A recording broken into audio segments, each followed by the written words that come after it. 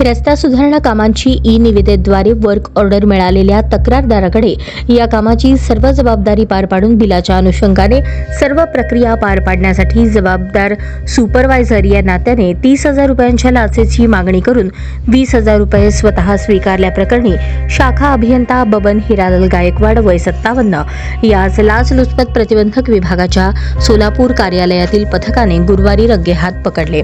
याबाबत मिळालेली अधिक माहिती अशी: जिल्हा परिषद बांधकाम विभाग करमाळा येथे शाखा अभियंता म्हणून पदभार असलेले बबन गायकवाड, राहणार फ्लॅट नंबर 306 ग्रीष्म अपार्टमेंट करमाळा, जिल्हा सोलापूर, मूळ राहणार फ्लॅट नंबर 302 साई समर्थ अपार्टमेंट, केशवनगर, मुंढवा, पुणे वर्ग 2 यांनी तक्रारदार हे सुपरवायझर म्हणून काम करत असलेले कॉन्ट्रॅक्टर यांना जिल्हा परिषद बांधकाम विभाग क्रमांक 2 अंतर्गत वांगी नंबर 2 ते इझिमा 12 रस्ता सुधारणा करणे, वरकुटे ते साडे रस्ता सुधारणा करणे,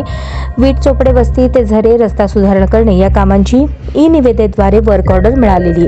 या कामाची सर्व जबाबदारी पार पाडून बिलाच्या अनुषंगाने प्रक्रिया पार पाडण्यासाठी जबाबदारी सुपरवायझर या नात्याने यातील तक्रारदार यांच्यावर आहे। त्या अनुषंगाने तक्रारदार यांनी पाठपुरावा केला असता सदर कामापैकी प्राथमिक बिल 5,87,861 रुपये तक्रारदार यांना प्राप्त झाले असून ते बिल काढण्याचा मोबदला तसेच उर्वरित 2 कामांचे प्राथमिक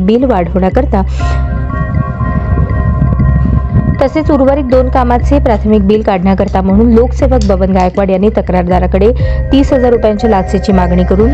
तडजोडीअंती 20,000 रुपये लाच स्वीकारली।